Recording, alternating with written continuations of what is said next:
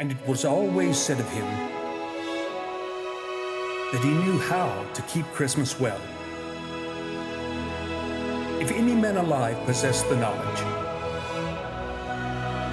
may that be truly said of us and all of us. And so as Tiny Tim observed, God bless us, everyone.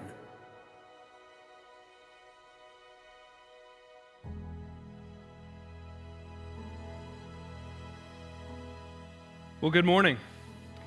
My name is Matt Stone. I'm one of the pastors here. Glad to be in worship with you today. I told the 9:30 service that I really was not totally confident that we needed a sermon after hearing from Pastor David.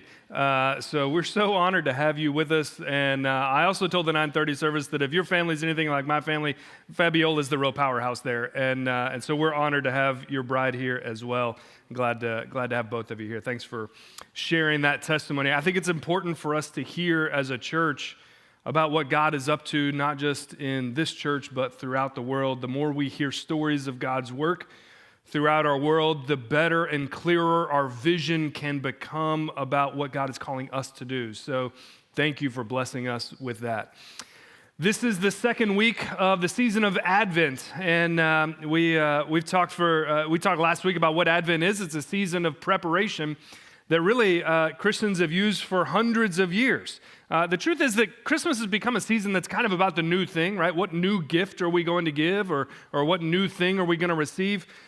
Which is kind of why I love Advent, because it is solidly rooted in not what is new, but in what is ancient. It's so fascinating to me to think about hundreds of years of people who believe what you and I believe, getting ready to celebrate Christmas in a more meaningful way.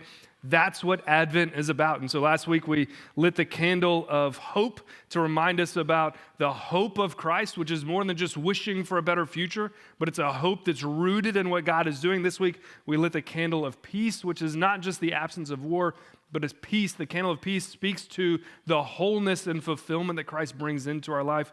I love Advent as a season, and we're using the story of the Christmas Carol to help us kind of in this Advent journey, to help us think about how we can do some of that preparing work in our families and in our own lives during this Advent season. So, Keeping Christmas Well is our series. We talked last week about A Christmas Carol. We heard about the ghost of Christmas past that visits Scrooge and shows the impact that he had on people in his past and helped him remember some things that he had forgotten about. And we revisited the original Christmas story and recalled that those who experienced the announcement of the news of the birth of Christ were almost universally drawn into a posture of prayer. They were drawn into a posture of worship and praise, and how that might be a reasonable place for us to begin in our own season of preparation. So this week our story moves on, and I'm excited to share with you a little of what we learn when Scrooge is visited by the ghost of Christmas present.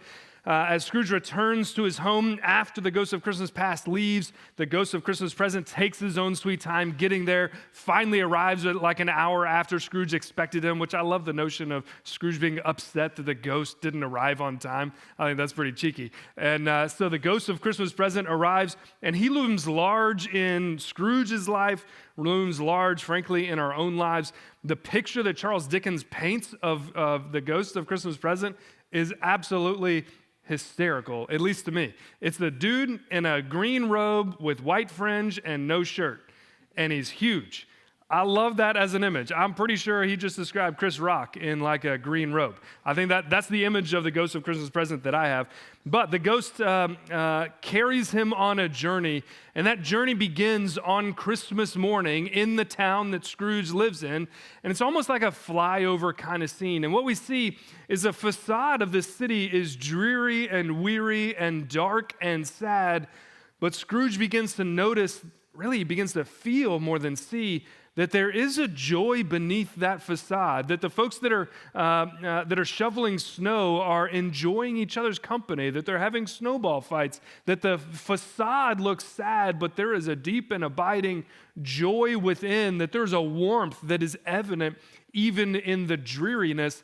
And I can't help but think that, frankly, the opposite might be true for us. I think the facade of our Christmas celebrations continues to get more and more cheerful, actually. The decorations get bigger and more extravagant, right? The gifts that we give get more expensive. The food that we share is more extravagant and frankly weirder, and that's a different sermon, but Christmas food just keeps getting strange, and you got to smoke everything now, which I'm not personally opposed to, but now you're smoking some weird stuff like some drinks. I don't know. That's not where we're headed this morning.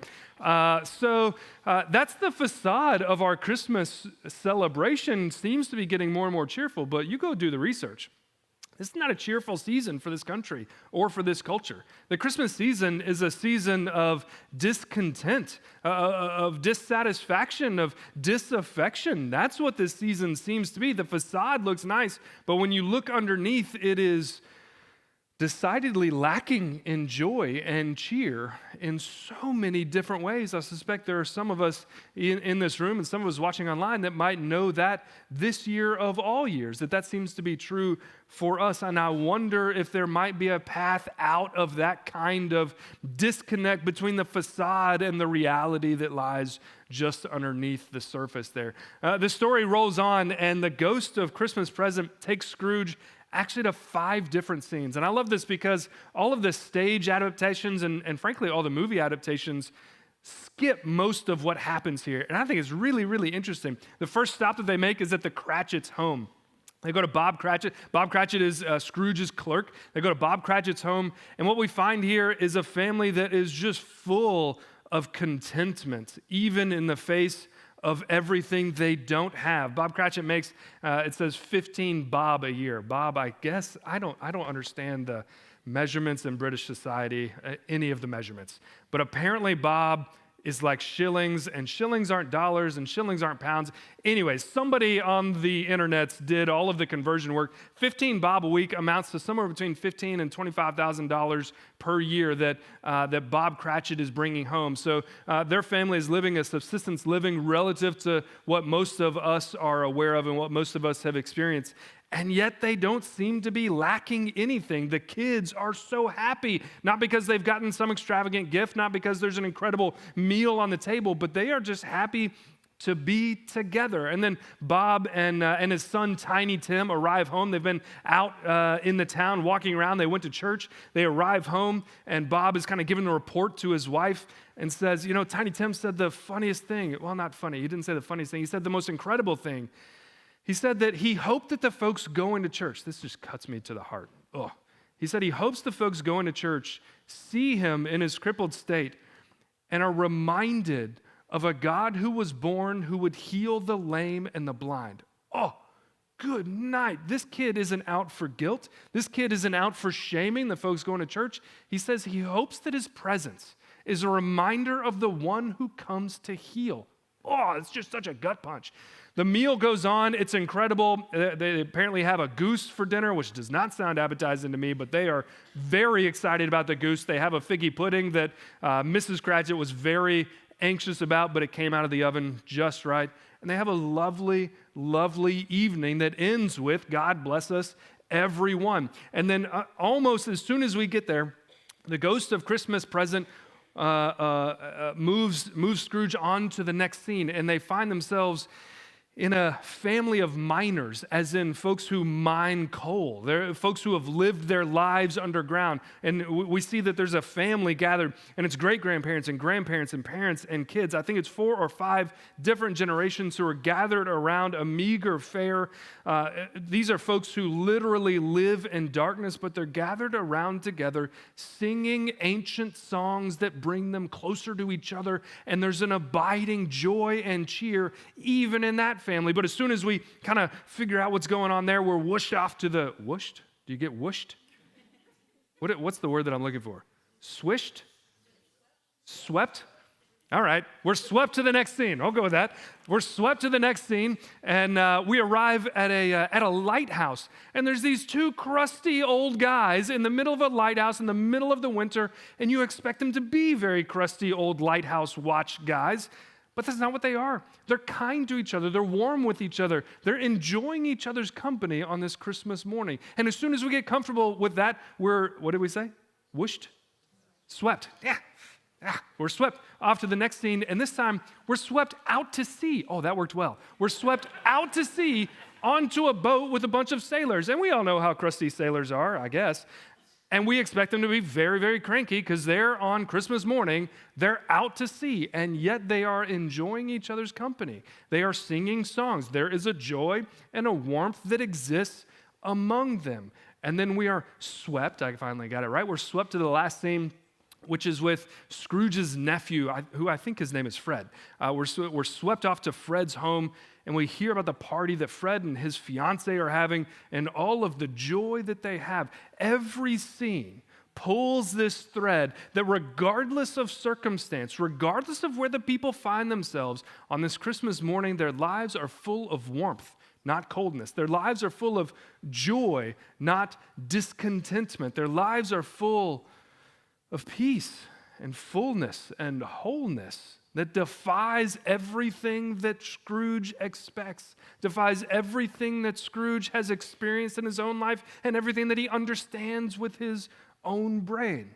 The problem is that in Charles Dickens' fantasy world, the reason everybody is happy, the reason everybody experiences joy and warmth on this morning, stick with me here, is the ghost of Christmas Present sprinkles fairy dust on them. You go back and read the story. I didn't make it up. It's not my fault. Don't blame me. This is Charles Dickens' fault.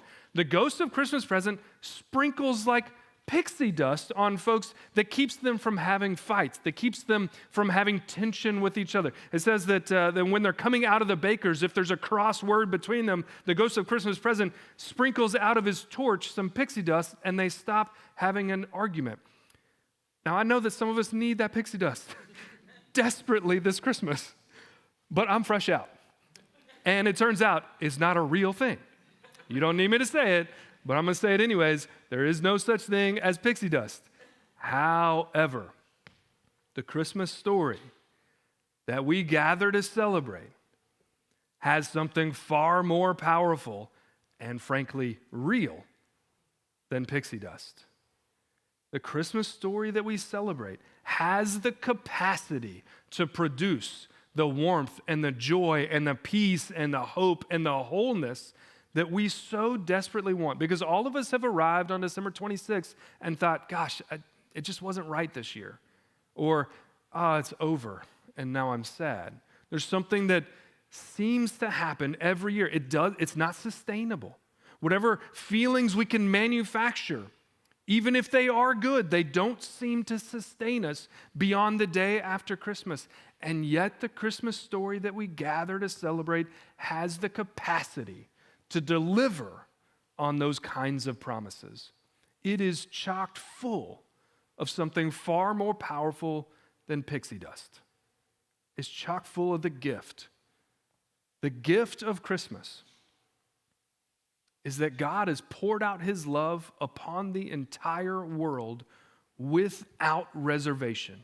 And when we examine that gift just for a minute, and when we examine that gift for just a minute, we can see the kind of model that has the potential to transform not your Christmas celebration, although that's important, but to transform your life. Right? The gift that we received in the birth of a Savior on Christmas was a gift of God's presence. God decided not to hold us at arm's length.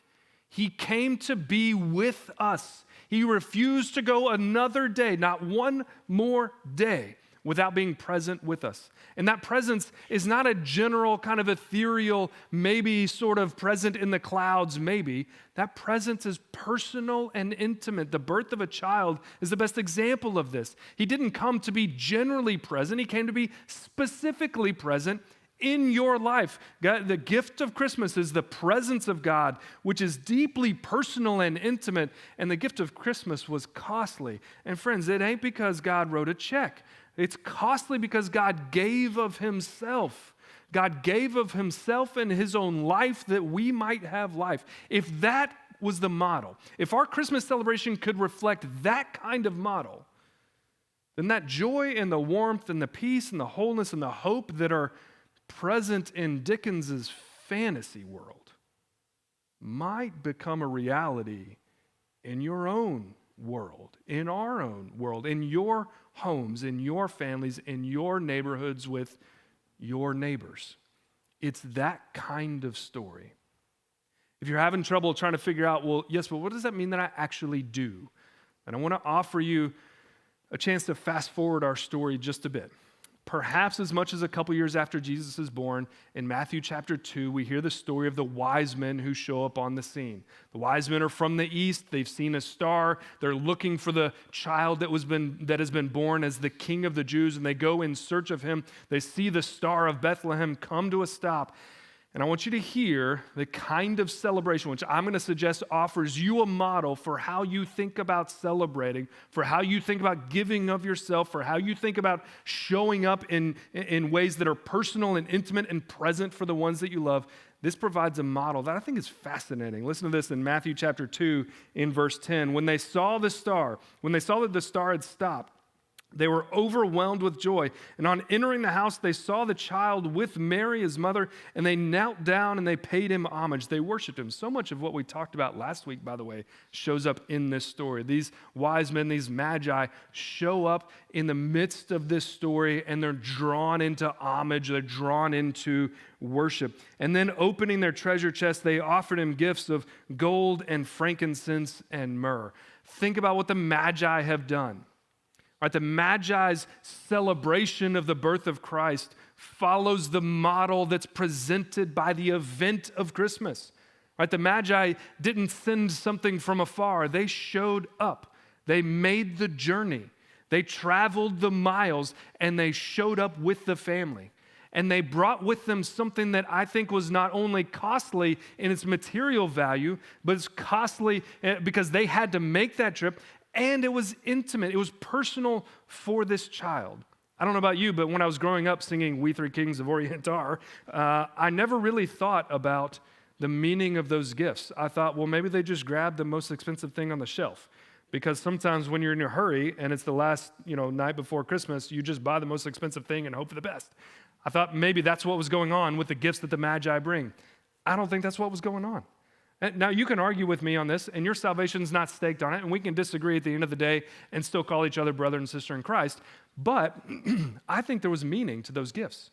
I think the gold and the frankincense and the myrrh are personal to the child. I think they're intimate to the child's identity and mission. Think about it this way. They've already declared, we have come in search of the King of the Jews. They bring gold. Gold is a sign of royalty, right? Gold is not only materially valuable, it is symbolically valuable because it points toward that which is royal. When they bring the child gold, they're bringing him a sign of his royalty, that this is the King of Kings and the Lord of Lords.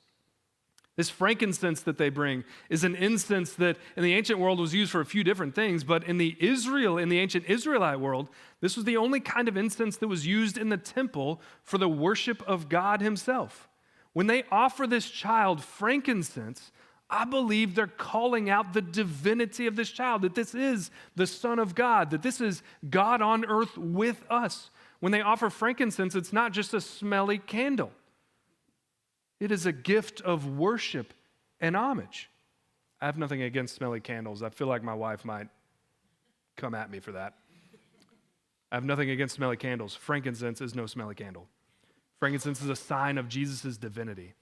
And then this thing called myrrh is a substance that could be either liquid or solid, just depending on how it was produced.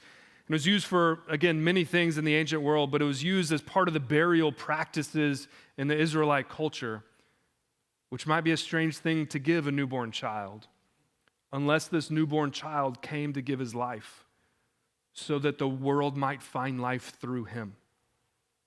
These gifts were the presence of the Magi. These gifts were personal to this child. These gifts were costly, not just in the economic or the financial sense, but they cost the Magi time and energy. They had to make that effort to show up. I wonder if that is the model for us and for you this Christmas season. That perhaps your loved ones don't need another gift card. Perhaps they don't need another sweater that they may or may not wear. None of those are bad things. None of those are wrong things. But If our Christmas celebration this year could be built on the model of the original Christmas, how much deeper might the meaning of your celebration be?